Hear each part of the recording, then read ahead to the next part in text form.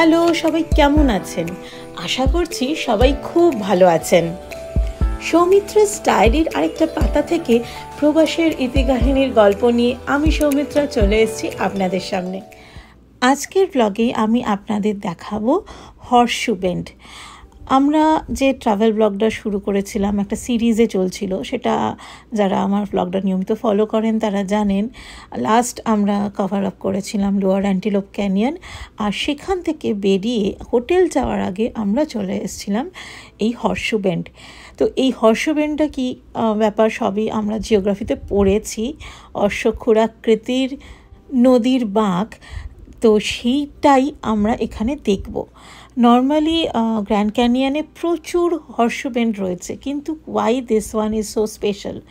This is because এটা একমাত্র বাঁক যেটা পাবলিক অ্যাক্সেস করতে পারে, একদম গিয়ে চোখের সামনে একটা বিশাল বড় এই হর্সশু বেন্ডটাকে উপলব্ধি করতে পারে, দেখতে পারে। নর্মালি এই গ্র্যান্ড ক্যানিয়নের মধ্যে একটা হর্সশু বেন্ড দেখতে গেলে হাইক করা থেকে শুরু করে অনেক কিছু হয়তো আবিষ্কারও হয়নি, কারণ এত বিশাল এই গ্র্যান্ড ক্যানিয়ন। তারই একটা ছোট্ট পার্ট এখানে আমরা দেখতে পাচ্ছি, যেখানে কলোরাডো রিভার পুরো 360 ডিগ্রি টার্নে বেঁকে গেছে, আর একটা হর্সশু মানে ঘোড়ার নালের মতো কলোরাডো রিভার বয়ে গেছে। এই হর্সশু বেন্ডে আমরা কিন্তু এটা সেকেন্ড টাইম ভিজিট করছি। মা বাবারা এসছে, তাদেরকে নিয়ে এসছি, কিন্তু এর আগেও আমরা হর্সশু বেন্ড দেখে গেছি, সেটা 2019-এ। বাট এখন এসে দেখছি হিউজ চেঞ্জেস হয়েছে। ওই যে মানুষগুলো দেখা যাচ্ছে, ওইখান অবধি আমাদের হাঁটতে হচ্ছে। লাস্ট টাইম আমরা যখন এসছিলাম কোনো পার্কিং ফিস দিতে হয়নি, কিন্তু এবারে $10 করে পার্কিং ফিস দিতে হয়েছে। আর তার সাথে রাস্তাটাও অনেক হাঁটতে হচ্ছে। আমরা একটা টিলার ওপর দিয়ে হেঁটে এসছিলাম, সেটা দেখাচ্ছি। আমরা আগে ঠিক এই রাস্তাটা দিয়ে এসছিলাম, এই যে এই রাস্তাটা দিয়ে ওই টিলার ওপর ক্রস করে এসছিলাম, এই যে ঠিক ওইভাবে। এখন এটা বন্ধ করে দিয়েছে। আমি আগের ব্লগেও বলেছি যে নর্মালি ডিসেম্বরে গ্র্যান্ড ক্যানিয়নে স্নোফল হয়, কিন্তু এই বছরে আমরা একদম স্নোফল পাইনি। লাস্ট যখন 2019-এ এসেছিলাম, তখন বিশেষ করে হর্সশু বেন্ডে যখন এসেছি তখন স্নোফল হচ্ছিল, মানে খুব সুন্দর এক্সপিরিয়েন্স হয়েছিল। বাট এবারে একদমই স্নোফল নেই।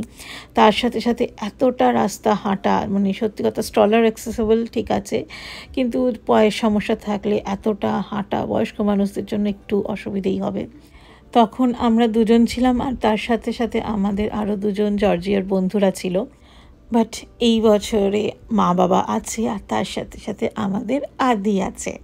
তো এইবারের ঘোরাটা আরও স্পেশাল। হর্সশু বেন্ডে আমাদের 3 জনের একটা ছবি তুলে নিয়েছিলাম। এই যে রাস্তাটা পুরো করেছে, এই রাস্তাটা টোটাল ওই 1/2 মাইলের কাছাকাছির মতো রাস্তা। হাতে নর্মাল স্পিডে গেলে 15 থেকে 20 মিনিটের মধ্যে যাওয়া, আর ফেরা 15-20 মিনিট, মানে হাতে যদি 1 ঘন্টা সময় নিয়ে আসা যায় তাহলে কিন্তু এই হর্সশু বেন্ডটা কভার আপ করা যাবে। কিন্তু যাদের পায়ের সমস্যা রয়েছে বা বাচ্চা নিয়ে একটু হাঁটতে হবে, আস্তে আস্তে যেতে হবে, তারা কিন্তু আসলে এখানে হাতে টাইম নিয়ে আসতে হবে।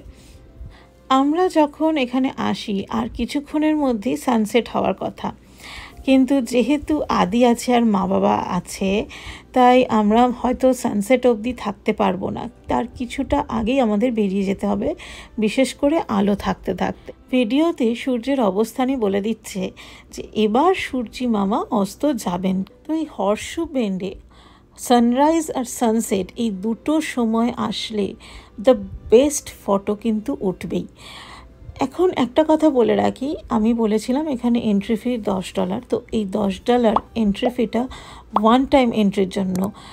আপনি সারাদিন এখানে $10 দিয়ে গাড়ি রেখে বা কোনো কারণে গাড়ি নিয়ে বেরোলেন, বেরিয়ে ওই একই টাকায় আবার এন্ট্রি করতে পারবেন না। তো যদি সানসেটের টাইমে আসেন বা সানরাইজের টাইমে আসেন, যখনই আসবেন আপনাকে $10 এন্ট্রি ফিটা দিতেই হবে। তো আমরা একটু সবাই মিলে ছবি টবি তুলে নিলাম, আর চারদিকে লোকজন দেখতেই পাচ্ছেন। মানে horseshoe bend is one of the most famous tourist spot in Arizona. তো তো পেজে আসলে এখানে আসতেই হবে, যেটা ছোট্ট একটা সময় নিয়ে চলে আসলে কিন্তু একটা সুন্দর প্রাকৃতিক দৃশ্য, যেটা আমরা ভূগোল বইতে পড়ে থাকি, সেই সবটাই আমরা পড়েছিলাম জাস্ট লাইক গ্র্যান্ড ক্যানিয়ন। তো এইটাও আমরা কিন্তু চাক্ষুষ করতে পারি। মা বাবাকে নিয়ে যখন এখানটা এলাম তাদেরও ভীষণ ভালো লেগেছে। হ্যাঁ, এতটা রাস্তা একটু হাঁটা একটু অসুবিধে হবেই, বাট তাও তাদের যা ইচ্ছা শক্তি, সেই ইচ্ছা শক্তি নিয়ে দুজনেই আস্তে আস্তে হাঁটতে হাঁটতে চলে এসছে। তাদেরও ভীষণ ভালো লেগেছে। যাই হোক, আজকে আর কোথাও যাচ্ছি না। হর্সুবেন্ড হয়ে গেলে আমরা এখান থেকে সোজা হোটেলে চলে যাব। তবে কালকে আমরা পেজেই আছি, যেখানে আমরা পেজে আমি বলেওছিলাম যে 2 দিন থাকবো। ফার্স্ট ডে আমরা লোয়ার অ্যান্টিলোপ, মানে আজকে সকালে লোয়ার অ্যান্টিলোপ আমাদের করা হয়ে গেছে, যে ব্লগটা আমি আগে শেয়ার করেছিলাম। আর কালকে আমরা করব আপার অ্যান্টিলোপ ক্যানিয়ন, যেটা আমার আপকামিং ব্লগ হবে।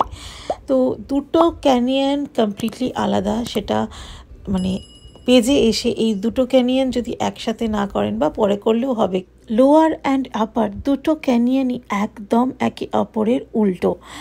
তো কোথাও আলো বেশি পৌঁছায় তো কোথাও আলো কম পৌঁছায়, তার জন্য ভেতরে রক স্ট্রাকচার, তার ইমেজ, ইভেন ভেতরে যে রকগুলো বিভিন্ন ধরনের একটা ইলিউশন বা ইমেজ তৈরি করে, সেটাও দুটো ক্যানিয়নের মধ্যে ডিফারেন্স আছে। তো সেই জিনিসটাই আমরা এবারে দেখব আর আপনাদের সামনে তুলে ধরবো আপার অ্যান্টিলোপে গিয়ে আমরা কি কি দেখতে পেয়েছি। লোয়ার অ্যান্টিলোপে শুধুমাত্র ছবি তুলেছি, খুব বেশি ভিডিও করতে পারিনি, বাট আপার অ্যান্টিলোপের কিছু ভিডিওস রয়েছে, সেটা আমি আপনাদের সাথে শেয়ার করব। তো যারা আমার চ্যানেলে নতুন এই ভিডিওটা দেখছেন তাদেরকে বলবো অবশ্যই সাবস্ক্রাইব করতে, তাহলে আমার আপকামিং ইন্টারেস্টিং যে ইউএস ট্রাভেল ব্লগ বা ডেলি লাইফের ব্লগ যাই আসুক না কেন, কোনোটাই আপনারা মিস করবেন না। আর যারা এত দিন ধরে আমাকে সাপোর্ট করে গেছেন তাদের অসংখ্য ধন্যবাদ পাশে থাকার জন্য। তাহলে চলুন আজকের জন্য ব্লগটা এখানেই শেষ করছি। সবাই খুব ভালো থাকবেন, হাসি খুশি থাকবেন। দেখা হচ্ছে খুব শিগগিরই পরের ব্লগে।